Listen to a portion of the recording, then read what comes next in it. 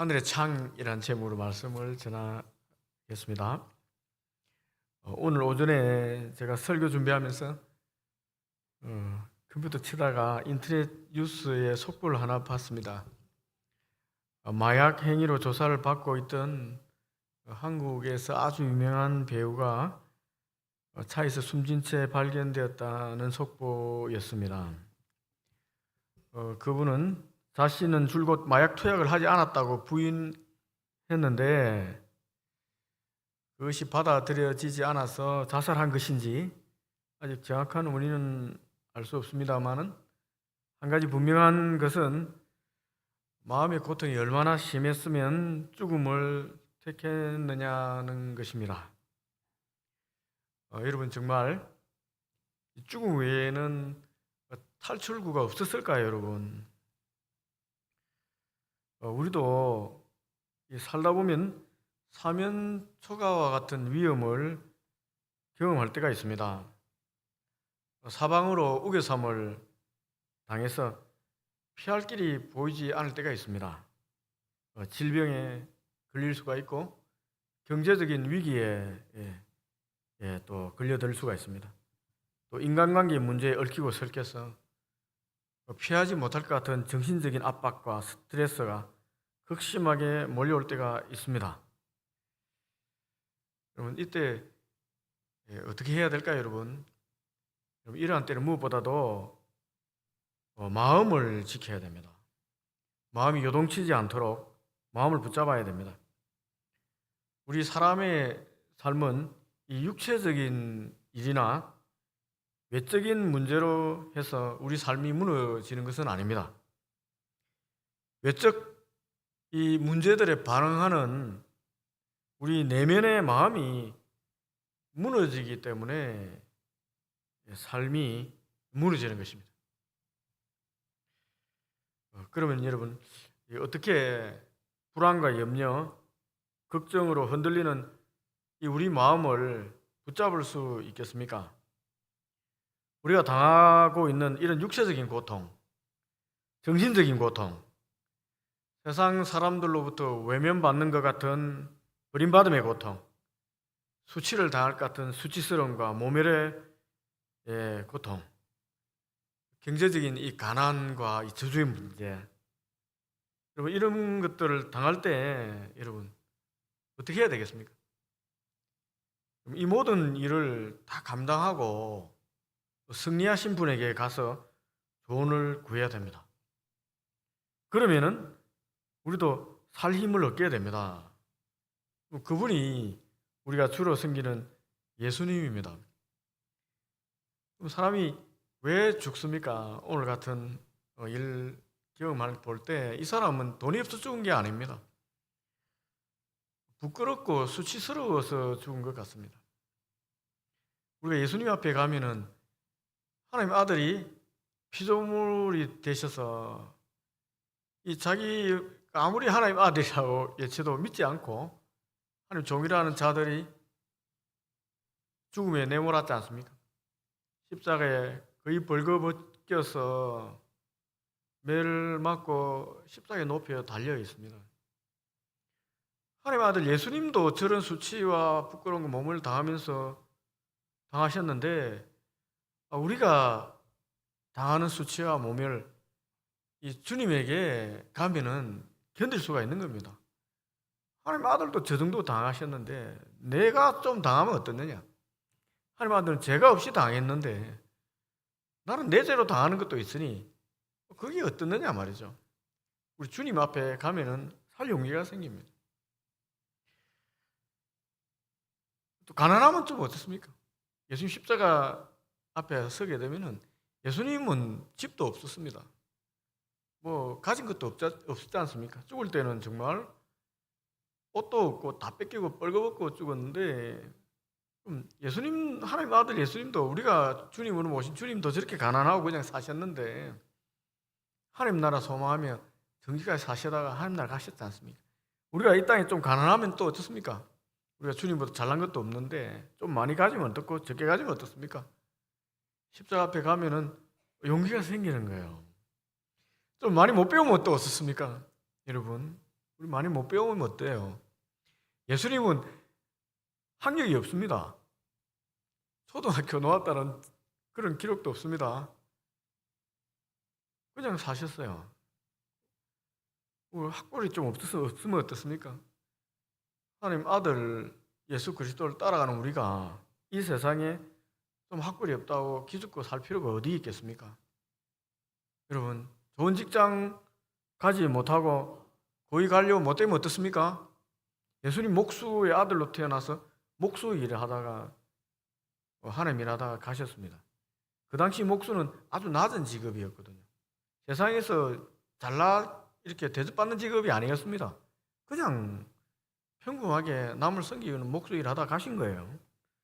그 예수님 앞에 가면은 우리가 살 소망이 생기는 거예요. 남과 비교도 좀 덜하게 되고, 내가 좀 모자라면 어떻습니까? 주님이, 우리가 하나님 아들은 주님 저리 사셨는데 살 소망이 생기는 거예요. 우리 모두 아픔과 질고 이 죽음까지도 다 감당하시고 승리를 선언하셨지 않습니까? 그러니까 우리가 아무리 힘든 짐들, 무거운 짐들을 다 가지고 주님에게 가도 주님이 다 받아주시고 우리를 위로할 수 있는 것입니다. 예수님께서는 분명히 친히 말씀하셨습니다. 마태복음 11장 28절 말씀입니다. 수고하고 무거운 짐진 자들아 다 내게로 와라. 내가 너희를 쉬게 하리라. 수고하고 무거운 인생의 짐들, 사람들에게 당해야 하는 수치와 모멸들, 가난이라는 경제 문제, 질병의 문제, 남들에게 말할 수도 없는 이 어려운 문제들 다 주님에게 가지고 나가면은 우리가 살 수 있습니다. 주님이 우리 짐 대신 맡아 주시기 때문에 우리는 좀 힘을 얻으며 살 수 있는 거예요. 이 스트레스, 이 압박감 주님에게 좀 넘기고 숨을 쉴 수가 있는 거예요. 숨을 쉴 수가 있는 겁니다. 수요일 저녁 이곳에 주님을 만나러 온 우리도 역시 주님께 맡길 짐들이 있지 않습니까? 여러분들도 인생의 짐 하나쯤 다 가지고 있을 거라고 생각이 됩니다. 너무 무거운 짐도 있지 않습니까? 그 인생의 짐을 지금 우리가 맡기러 왔습니다. 예배 중에 이만 하나님 앞에 이 짐을 맡기고 돌아가면 좋겠습니다. 그런데 짐을 맡겼다고 생각하면서 돌아갈 때 도로 치고 가는 사람이 많습니다. 우리 제대로 맡겨야 됩니다. 어떻게 우리가 우리 인생의 짐을 주님에게 맡기고 정말 참된 힘을 쉴 수가 있을까요? 오늘 본문의 말씀을 통해서 그 방법을 한번 찾아보고자 합니다. 첫 번째, 하나님의 살아계심을 믿어야 됩니다. 우리가 신앙한 하나님께서 살아서 지금 우리와 함께 역사한다는 사실을 믿어야 되는 거예요. 이게 믿음이 있어야 됩니다. 본문을 보면은 북이스라엘은 지금 시리아에 해당하는 나라입니다. 그 당시 이름 아람이라는 나라입니다. 침공을 받아서 수도인 사마리아 성이 함락 직전에 있습니다. 아람 군대가 사마리아 성을 포위했습니다. 식량이 떨어졌습니다. 물가가 폭등했습니다. 요즘 한국 사회 물가도 하루가 다르게 올라가고 있습니다. 우리 교회 근처 마당새라는 식당에서 이 정식 한 그릇을 사 먹으면 옛날에는 8,000원, 7,000원 기억이 나는데 지금 15,000원 내야 됩니다. 15,000원. 물가 배나 오른 것입니다. 사마리아 성은 지금 이 마당새의 물가 오른 정도가 아닙니다. 밥값 오른 정도가 아니에요. 먹을 양식이 거의 다 떨어진 겁니다. 그래서 비둘기 똥 4분의 1갑 이 은 5세겔에 팔렸다고 기록되어 있습니다. 우리가 일자하는 6장에 있는 기록입니다. 여러분, 은 한 세겔은 당시 노동자 3일에서 4일 품삯입니다.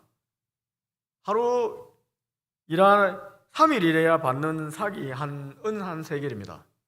그런데 비둘기 똥 한 갑 얻으려면 살려면은 은 5세겔이 필요하다는 거예요. 다시 말해서 노동자 한 명이 15일 절반 월급이 날아가는 거예요. 임금이. 그래 비둘기 똥을 좀 사서 먹을 수 있습니다. 이런 비둘기 똥 조금 사는데 이 정도 돈을 줘야 구해야 할 정도로 지금 먹을 게 없습니다. 물가 폭등한 겁니다. 심지어 어떤 일이 벌어지냐면 먹을 것이 떨어지자 사마리아 성에 아기 있는 여자들이 모였어요. 그래서 의논을 합니다.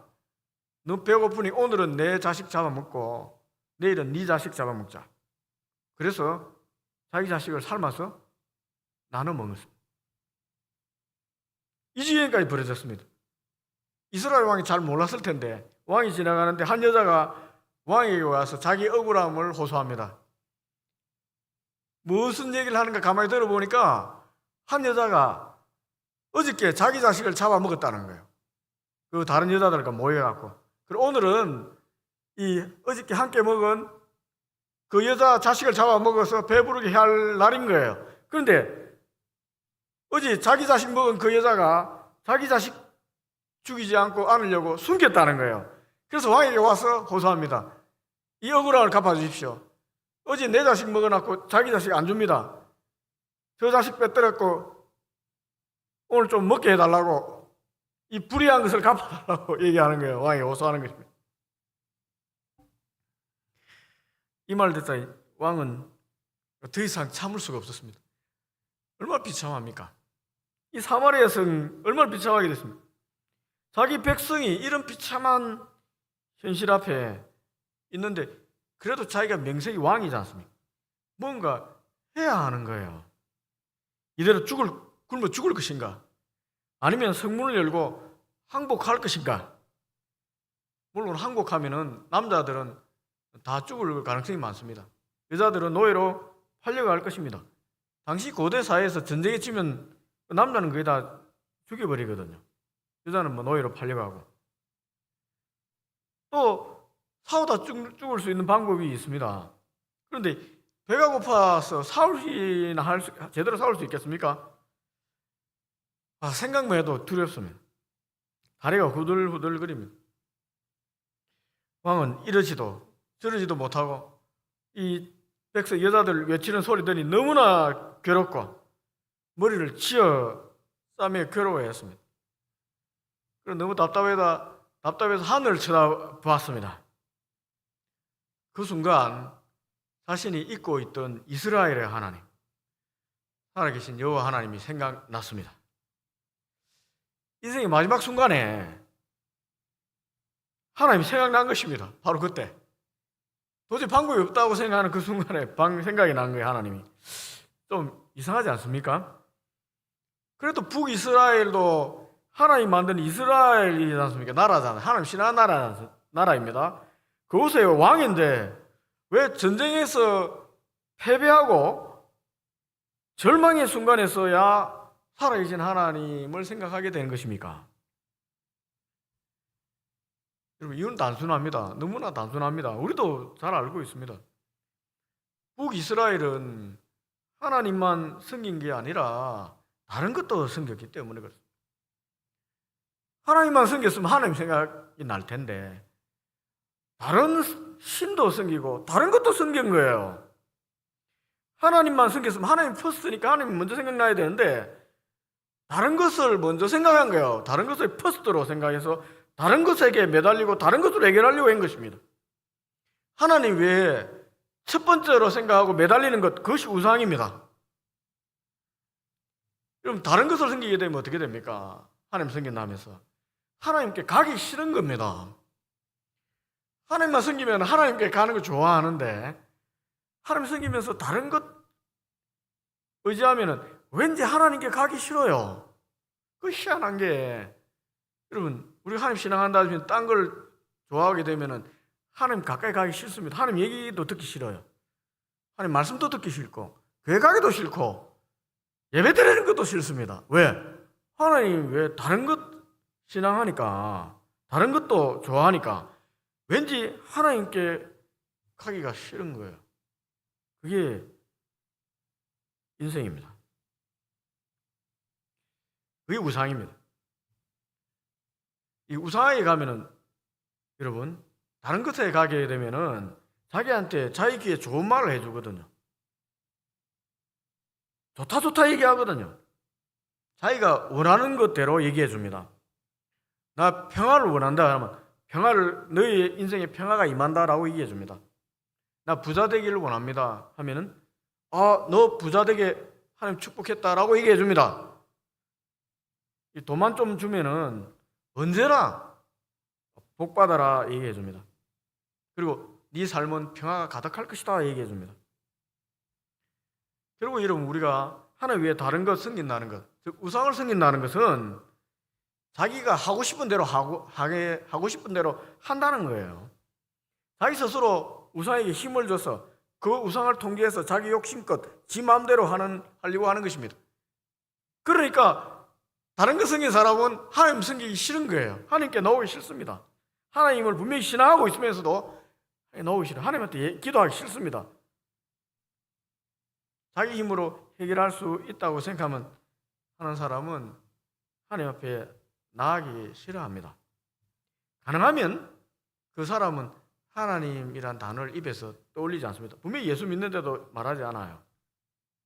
왜냐하면 하나님은 우리가 원하는 대로 말하지 않기 때문에 그렇습니다. 자기가 하고 싶은 대로 하라고 얘기하지 않습니다. 양을 잡고 소를 잡고 교회에 헌금을 바치고 제사를 지내도 다른 우상들처럼 좋아하지 않습니다. 하나님 이렇게 얘기합니다. 야, 불의한 재물 필요 없다. 더러운 재물 가져가라. 제사보다 순종을 원한다. 너 제대로 신앙생활 해라. 나 이런 거 너 제사 예물 안 받아. 말씀대로 살아라. 이런 얘기를 하는 거예요. 그리고 레위기 11장 45절처럼 말씀하십니다. 나는 여호와 너희 하나님이라. 내가 거룩하니까 너희도 몸을 구별하여 거룩하게 해라.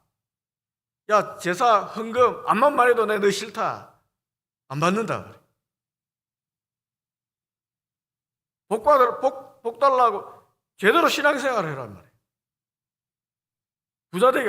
부자 되면 너 신앙 잃는다. 하나님 이런 얘기합니다. 그걸 가기 싫은 거예요. 하나님 말씀이 들으면 찔리는 거예요. 순종을 요구하니까 정말 괴로운 거예요. 하나님 말씀 앞에. 예배드리면 마음에 불타는 거예요. 양심 찔리니까. 여러분, 거룩한 게 어떻게 거룩한 겁니까? 하나님 말씀대로 사는 게 거룩한 것입니다. 하나님 말씀이 뭡니까? 여러분, 하나님 말씀을 대표하는 것이 십계명의 말씀입니다. 제1계명에서 4계명의 말씀은 하나님 사랑하라는 말씀입니다. 하나님만 섬기라는 거예요. 우상 섬기면 하나님 심판하겠다는 말입니다. 이 말씀 앞에 서야 되는데 하나님 외에 다른 것 함께 섬기는 사람이 어떻게 하나님 앞에 서겠습니까? 북이스라엘 왕 다른 것도 섬기는 거예요. 가나안의 각종 우상들도 섬기는 거예요. 이스라엘 나라도. 그러니까 하나님 앞에 가기가 싫은 겁니다. 하나님만 섬기는, 하나님 도 섬기니까 가기 싫은 거예요. 5계명에서 10계명의 말씀이 뭡니까? 이웃 사랑하라는 말이잖아요. 부모님 공경하고 살인하지 말고 간음하지 말고 도둑질하지 말고 거짓말하지 말고 남의 이웃이 아내나 재산을 탐내지 마라.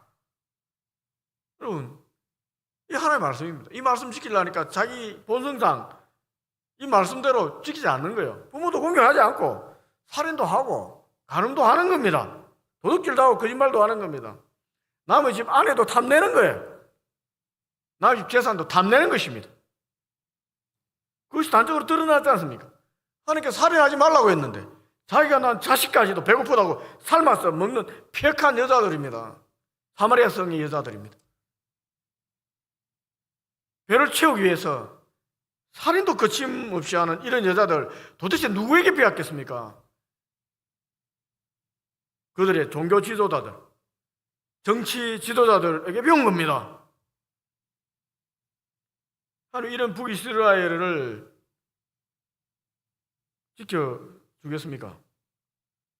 아람에 침공받아 망할 위기에 처하게 됐어도 하나님께서 모른 척 하는 것입니다.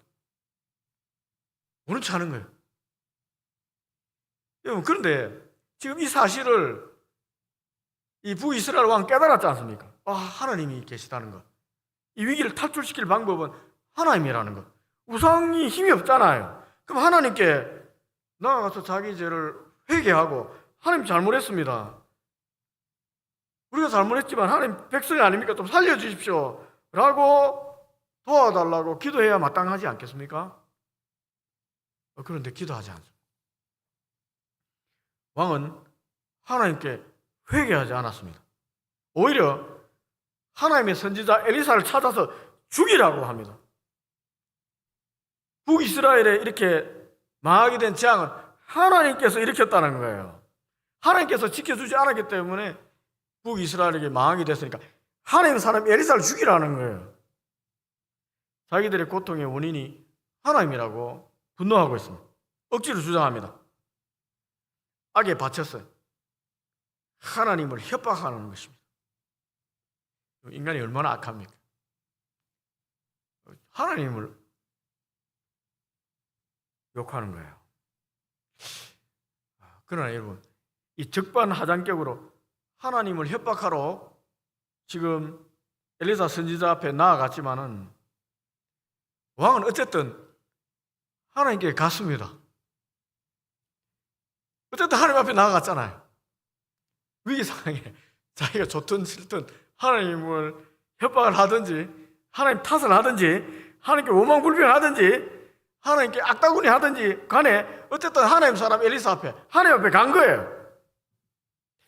제가 하나님이라면 이런 그만하고 하나님을 협박하러 온 오만방자한 이 적반하장의 북이스라엘 왕 기도를 듣지 않겠습니다. 돕지 않을 것 같습니다. 그런데 이상하게 우리 하나님은 이런 무례한 이스라엘의 왕을 박대하지 않았습니다. 그리고 불쌍히 여겨 주셨어요, 이스라엘을. 그리고 그들을 살려주셨습니다. 정말 이상하게 이런 엉터리 같은 북이스라엘의 모습에도 하나님께서 자기를 찾아왔기 때문에 불쌍히 여겨 살려주신 거예요. 여러분, 내 힘으로 해결할 수 없는 고난 속에 있는 분들이 있을 것입니다. 그렇다면 살아계신 하나님을 기억하기 바랍니다. 도저히 안 되겠다. 내 힘으로 도저히 안 되겠다. 그럼 하나님 바라보세요. 오늘 뉴스에 속보에 난 그분은 하나님을 안 믿는 사람인 것 같습니다. 하나님 얘기 조금이라도 들었으면 하나님 한번 바라봤으면 살 길이 열렸을 텐데, 여러분, 아직 끝나지 않았습니다. 하나님이 있잖아요. 우리 하나님이 있지 않습니까? 아직 끝나지 않았습니다. 말도 안 되는 엉터리 신앙 가진 북이스라엘 왕이 하나님 앞에 나갔는데도 하나님께서 불쌍히 그 문제를 해결해 줬습니다. 우리는 하나님 앞에 나가서 진짜 진심으로 엎드리면 됩니다. 가식적이고 위선적인 신앙으로는 하나님 도움을 받을 수가 없습니다. 이게 중요합니다. 처절한 상황에 절규한 북이스라엘의 왕이 말도 안 되는 엉터리 신앙의 모습에도 배울 게 있어요. 우리가 뭘 배웁니까? 그는 이 절박한 순간에 자기 감정 그대로 그냥 하나님께 가서 퍼부은 거예요. 하나님께서 표출했습니다. 이 분노의 형태로 막 자기 감정 있는 거, 솔직한 감정을 하나님께 퍼부은 거예요. 이런 모습을 불신하기로 할 수 있지만 하나님께서는 아마 이렇게 통역해서 들었을 것 같습니다. 하나님 제발 좀 살려주세요. 얼마나 비참합니까? 너무 좀 살려달라고 외치는 소리로 들렸을 것 같습니다. 왕이 엘리사를 잡아 죽여라. 이 말이 얼마나 아마 분노 형태지만 하나님께서는 제발 살려주십시오라는 왕의 절규로 들은 것 같아요. 이 솔직한 기도입니다. 이거는 배울 게 있습니다. 이렇게 기도해야 됩니다. 위선적으로 고상한 척하고 위기가 없는 척하고 이렇게 하면 해결이 안 됩니다. 이렇게라도 왕이 나가서 하니까 하나님께서 듣는 거예요. 하나님 살아계심 앞에 나간 거예요. 살아계신 하나님 앞에. 위기 상황에 살아계신 하나님 앞에 나가야 됩니다. 믿어야 됩니다. 두 번째입니다. 둘째, 우리를 향해서 선포된 하나님의 말씀을 그대로 믿어야 됩니다. 위기 상황에 하나님 만나 하나님 앞에 나가서 하나님 말씀하시면 그대로 믿고 나가야 됩니다. 그대로 믿어야 됩니다. 이게 두 번째입니다. 하나님 선지자 엘리사에게 북이스라엘의 문제가 내일 이맘때에 해결될 것이라고 선포하셨습니다. 1절입니다. 여호와께서 엘리사가 이르되 여호와의 말씀 들으라. 여호와께서 이르시되 내일 이맘때에 사마리아 성문에서 고운 밀가루 한 스아를 한 세겔로 매매하고 보리 두 스아를 한 세겔로 매매하리라 하시느니라. 이 말이 무슨 말입니까? 사마리아 성의 모든 물품이 넉넉히 공급되어 물가가 정상을 되찾는다는 말씀입니다. 내일 이맘때에 너희 북이스라엘 사마리아 성이 이 정상적으로 물품이 공급되고 안정될 거야. 그러니까 걱정하지 마라. 이 말씀을 하신 거예요. 여러분 어떻습니까? 하나님께서 우리 문제를 지금 여러분 문제를 가지고 있죠. 심각한 문제가 있다면 생각해 보세요. 지금 심각한 문제입니다. 내일 이맘때에 너 가지고 있는 인생의 문제 해결해 주실 거야. 너 문제 해결된다. 조용히 믿음으로 기다려라 내일까지. 라고 얘기한다면은 여러분 어떻게 반응하겠습니까?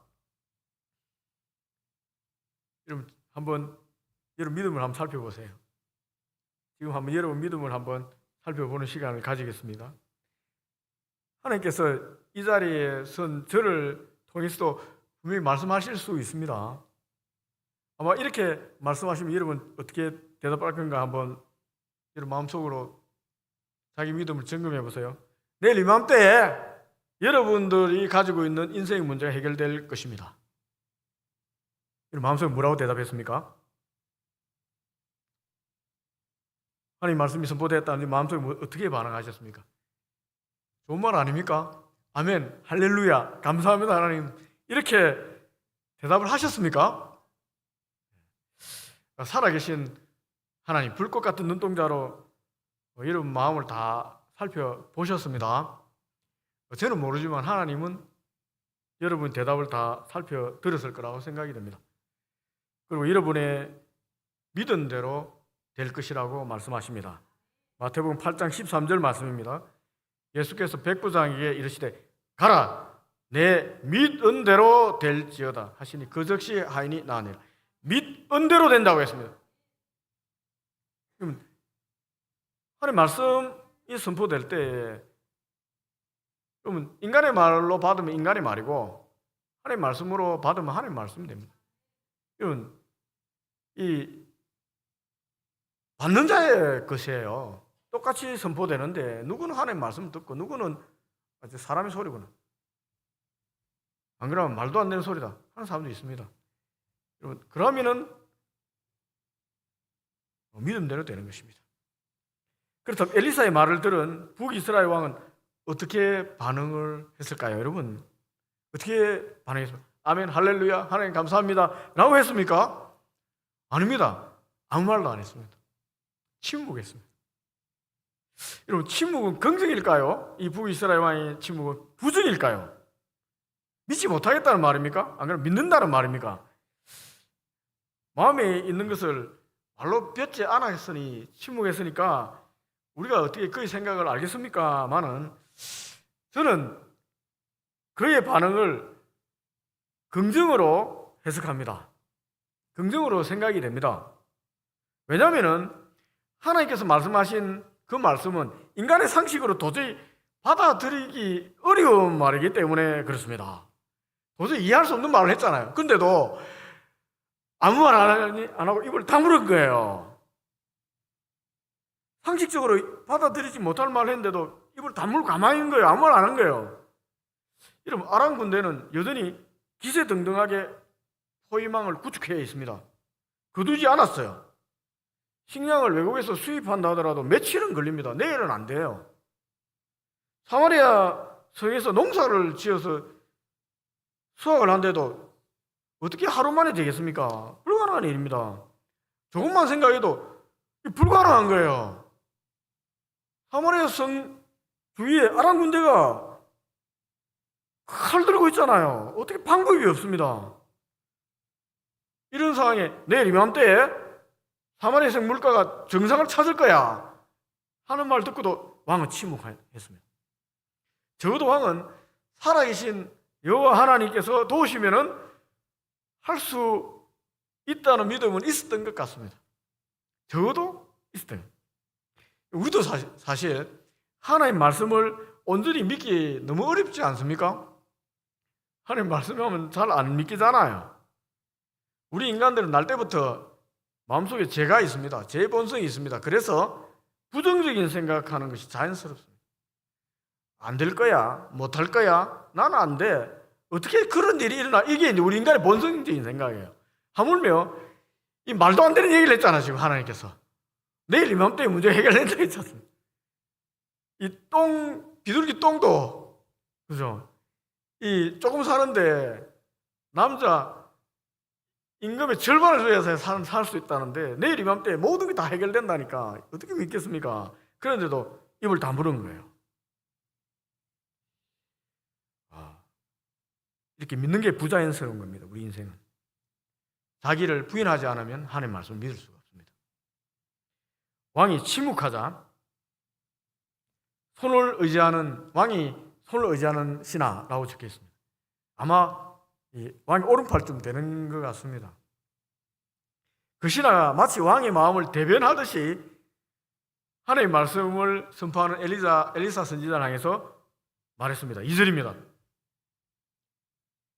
여호와께서 하늘에 상을 내신들 어찌 이런 일이 있으리요? 그러나 왕은 침묵했습니다. 이건 신하가 말한 것이지 왕은 아무 말 안 했습니다. 왕은 침묵했습니다. 세 번째입니다. 위기의 상황을 돌파하기 위해서 세 번째는 하나님의 말씀이 이루어질 것을 믿고 담대하게 행해야 됩니다. 믿고 행해야 됩니다. 여러분, 누가 하나님의 기적을 체험할 수 있겠습니까? 하나님의 말씀이 그대로 이루어질 것을 믿고 행동하는 사람입니다. 적어도 하나님 말씀 앞에 침묵하는 믿음이라도 있어야 됩니다. 안 됩니다라는 부정적인 얘기를 하지 말아야 돼요. 적어도 침묵하는 믿음이 있어야 됩니다. 이 침묵하는 믿음, 우리는 이런 믿음을 겨자씨 같은 작은 믿음이라 합니다. 겨자씨 같은 작은 믿음이 있어야 돼. 눈에 보이지도 않는 이 조그만 겨자씨 같은 믿음을 가진 왕, 침묵입니다. 이 왕은 겨자씨 같은 믿음을 침묵으로 하나님 앞에 보인 거예요. 그래서 하나님 말씀대로 되는 것을 맛봤습니다. 이 왕은. 그러나 부정적인 말로 하나님의 전능을 부인한 장관은 하나님의 기적을 맛보지 못했습니다. 2절 후반절입니다. 엘리사가 이르되 내가 내 눈으로 보리라. 그러나 그것을 먹지는 못하리라. 장관은 하나님의 말씀이 응답되는 것을 눈으로는 본다고 했습니다. 그러나 하나님의 응답의 복을 누리지는 못한다는 거예요. 맛보지 못한다는 거예요. 왜? 겨자씨 같은 믿음도 없잖아요.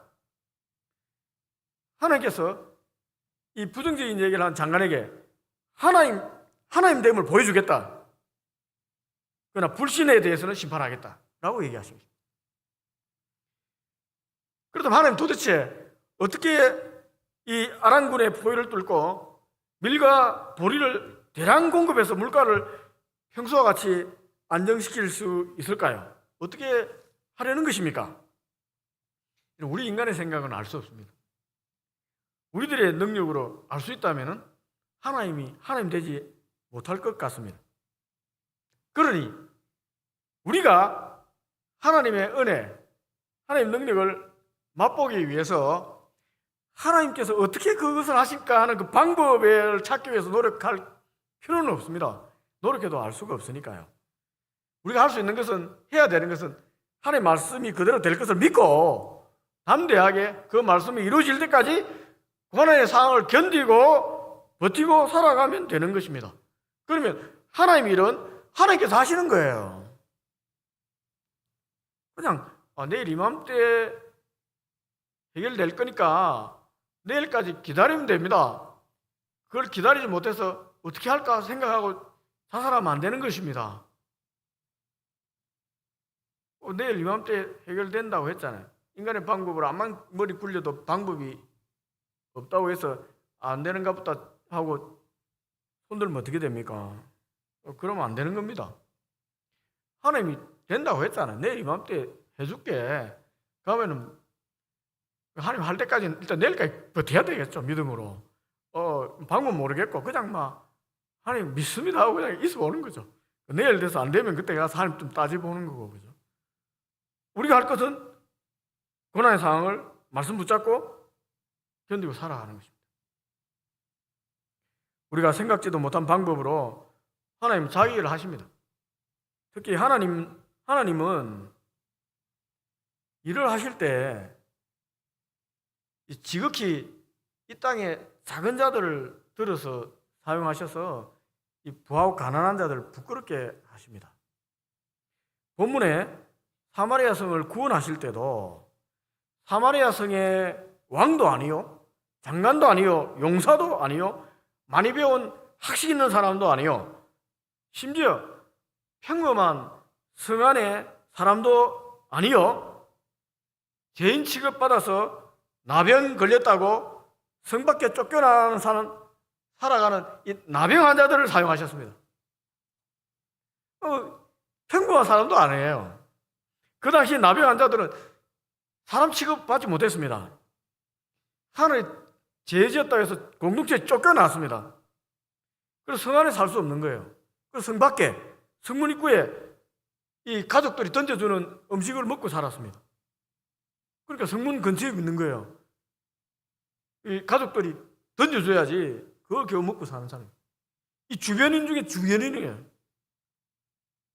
사람들 보면은 피해야 되고. 이런 주리에서 벗어난 주변인 중에 주변인인 이 나병 환자, 성에서 살 수 없는 쫓겨난 성 밖의 인물, 이 나병 환자들을 하나님이 사용하셨어요. 하나님은 공의로운 분이시기 때문에 사람을 차별하지 않습니다. 여러분, 이게 굉장히 중요한 겁니다. 하나님은 사람을 차별하지 않는다. 사람은 사람을 차별한다. 이곳에 있는 여러분들 중에 나는 소위 세상에서 말하는 지식도 없어요, 돈도 없어요, 좋은 직업도 없어요, 인맥도 없어요 라고 생각하는 사람이 있습니까? 그래서 하나님 일을 할 수가 없습니다 라고 생각하는 사람이 있습니까? 세상에서도 하나님의 영광을 드러낼 수 없습니다. 내가 가지도 못하고 배우지도 못하고 능력이 없기 때문에 이 세상에서도 하나님의 영광을 드러낼 수 없다 생각하는 분 없습니까? 그래서 내가 뭘 하고 싶은 꿈이 있는데 내가 아무 조건이 없기 때문에 꿈을 접은 분 없습니까? 그렇다면 여러분, 접은 꿈을 다시 펴서 생각을 바꾸시기 바랍니다. 하나님은 이 세상의 기준처럼 사람을 택하지 않습니다. 하나님은 다른 기준으로 사람을 택하고 다른 기준으로 사람을 사용합니다. 그러니 하나님 믿고 여러분 마음대로 한번 해보세요. 도전해 보시고 꿈에 도전해 보시고 한번 해보십시오. 사람이 아무리 자기 방법으로 용을 써도 하나님께서 여러분 움직이시면은 하나님 뜻대로 되는 것이 인생입니다. 하나님은 다른 방법으로 인생을 바꾸어 가십니다. 세상에서 버림받고 인간 대접받지 못하는 나병 환자도 하나님께서 사용하시니 나라를 구한 영웅이 되는 것입니다. 영웅이 되는 거예요. 사마리아 성의 4명의 나병 환자가 무력하게 성문 밖에 앉아서 굶어 죽거나 성 안에 들어가도 먹을 거 없으니 똑같이 굶어 죽을 것이요, 여기 앉아있어도 죽을 것이요. 그러니 차라리 아람 군대에 가서 항복하자, 항복해서 살려주면 살고 죽이면 죽자, 이래 주거나 저래 주거나 매한가지 아니냐. 앉아서 무력하게 있느니 차라리 아람 군대에 가자 하고 의기투합했습니다. 여러분, 혼자는 어려운데 우리 2명만 되면은 할 수 있거든요. 우리도 조직폭력배 해서 조직이라든, 조직은 2명부터 조직입니다. 근데 4명이 모였으니까 엄청난 조직이 됐습니다. 그래서 의기투합해서 그냥 우리 막 그냥 죽으나 사나 하나님 믿고 한번 아람으로 가보자, 아람 군대 가보자 하고 담대하게 아람 진영으로 나아갔습니다. 이것이 인생을 바꾸는 용기입니다. 아주 작은 용기지만 이런 하나님께 목숨 걸면 죽으나 사나 하나님께 맡기면 인생이 바뀌는 거예요. 뭐 못할 일이 어디 있겠습니까? 죽어도 하나님 나라요. 살아도 하나님 나라요. 뭐 못할 게 어디 있겠습니까? 사람들이 너무 그렇게 우리 신앙이 너무 좀 그래 됐습니다. 너무 자꾸 서 안에만 있을래. 갇혀 죽으려고 하고 있어. 여러분 죽고 사는 것 하나님께 맡기는 삶, 그게 믿음의 시작입니다. 사실 무엇을 먹을까, 무엇을 입을까, 무엇을 마실까 염려하지 마라. 이 모든 것 하나님 아버지 책임진다. 이 말에 이 말씀을 통과하지 못하면 예수 그리스도를 제대로 믿을 수 없습니다. 이 말을 통과하지 못한 사람들이 예수 믿는다는 건 다 짜갑니다. 다 짜가예요.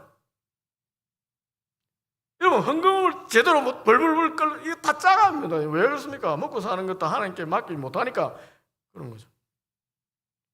우리 청년들 믿음 짜가들이 많습니다. 회장을 몇 번 한 청년도 많습니다만은 11조를 하겠다고 내한테 10번도 넘게 약속하서 딱 한 번도 한 적을 못 봤습니다. 어떤 청년들은. 그러니까 그만큼 어려운 겁니다. 여러분들, 우리 집사님들 진짜 어려운 가운데 헌금하잖아요. 대단한 겁니다. 내가 구원받았습니까? 여러분 구원받았습니다. 확신해도 됩니다. 구원받으리. 당연히 구원받았습니까? 하면 네 구원받았다 얘기하십시오. 이거 아무나 할 수 있는 게 아니에요. 수요일 날 이 시간에 예배 드리러 오는 거 여러분 이거 아무나 못하면 집에 잠이나 자든지 TV 보든지 공부하면 잘할 텐데 이 자리에 와서 예배 드린다는 건 여러분 시간을 드리는 거잖아요. 금 같은 시간 일하잖아요. 여러분 자신 있게 얘기해야 됩니다. 죽고 사는 것, 하나님께 맡기는 것, 믿음입니다.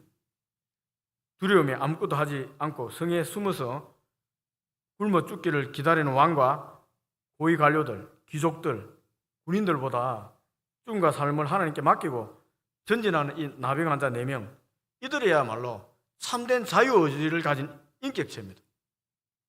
사람들은 사람 취급하지 않지만 하나님 보실 때는 하나님 형상을 가진 인격체인 거예요. 자유의지를 가진 인격체죠. 하나님은 이런 나병 환자들과의 용감한 전진에 동참하셨습니다. 하나님께서 이 4명과 동참하셨어요. 동의하셨습니다. 어떻게 동의했다고 얘기합니까? 뒤에 말 보니까 동의한 것 같습니다. 눈에 보이지 않는 하나님이 이 4명의 나병 환자가 죽으면 죽겠다고 아람진영 갈 때 함께 간 것 같아요. 4명의 나병 환자가 전진하자 아람 군대 진영에서 큰 소동이 일어났습니다. 어떤 소동입니까? 이 엄청난 병거 소리와 말소리와 큰 군대 소리가 이 지축을 울리는 듯하게 들려왔던 거예요. 6절 후반절입니다. 이스라엘의 왕이 우리를 치려하여 헷 사람의 왕들과 애국 왕들에게 갑을 주고 그들을 우리에게 오게 하였다. 헷 사람과 애국의 왕들에게 돈을 주고 용병을 엄청나게 고용해서 자기들을 치러 지금 전진해 오고 있다고 생각한 거예요. 그 정도로 엄청난 군대 소리를 들은 것입니다. 4명이 갔는데 말이죠.